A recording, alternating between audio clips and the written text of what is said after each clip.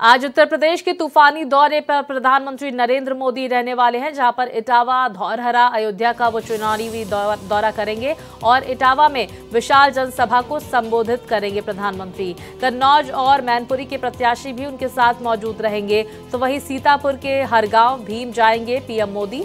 धौरहरा, सीतापुर और लखीमपुर खीरी में करेंगे चुनावी प्रचार। प्रधानमंत्री नरेंद्र मोदी आज दोपहर 2:45 बजे यूपी के इटावा से विशाल जनसभा को संबोधित करने वाले हैं। पीएम मोदी वहां पर इटावा, कन्नौज और मैनपुरी लोकसभा सीट के लिए प्रचार करेंगे और इसके बाद करीब शाम 5 बजे पीएम मोदी सीतापुर के हरगांव जाएंगे, जहां पर धौरहरा, सीतापुर और लखीमपुर खीरी लोकसभा सीट के लिए प्रचार करेंगे और इसके बाद करीब शाम 7 बजे के आसपास पीएम मोदी अयोध्या दौरे पर प्रभु श्री राम के दर्शन करते हुए नजर आएंगे और रामलला के दर्शन के बाद प्रधानमंत्री का भव्य रोड शो का कार्यक्रम है।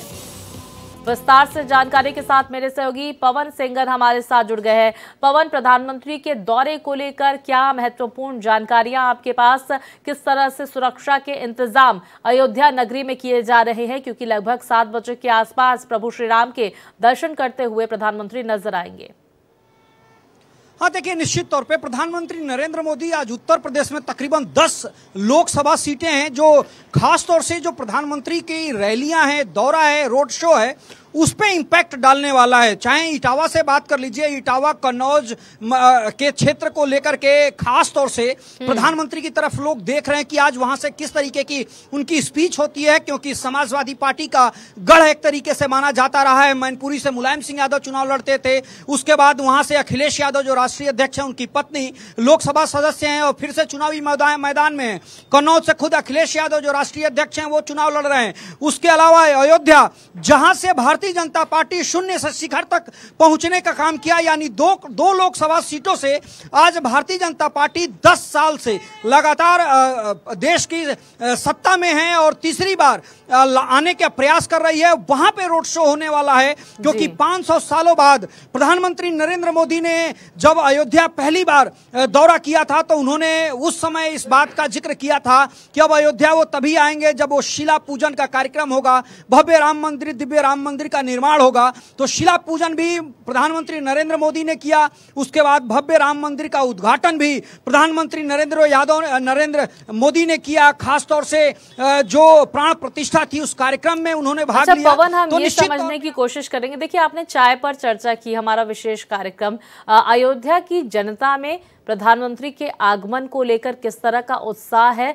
और क्या इस चुनाव में राम मंदिर मुद्दा जिसको लेकर जनता वोट करने के लिए सोच रही है, इसको लेकर क्या जानकारी?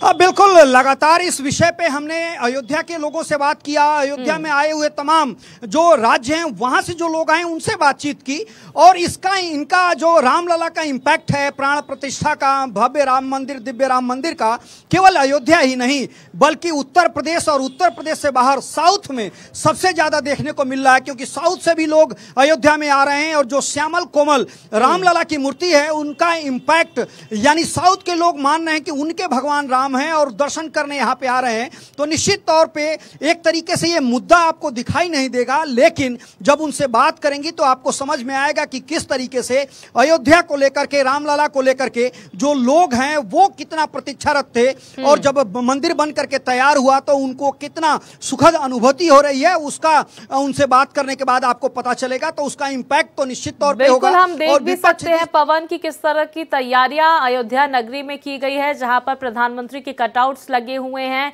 और सुरक्षा को लेकर तमाम इंतजामात वहां पर किए जा रहे हैं। शाम को प्रधानमंत्री वहां पर पहुंचेंगे। अच्छा, अयोध्या में रोड शो का कहां इंपैक्ट होगा पवन? और साथ ही देखिए, समाजवादी पार्टी के गढ़ का आपने जिक्र किया, मैनपुरी में हुंकार भरते हुए प्रधानमंत्री नजर आएंगे। सीतापुर, इटावा, इन तमाम जगहों पर जनसभाएं करने वाले हैं प्रधानमंत्री नरेंद्र मोदी आज।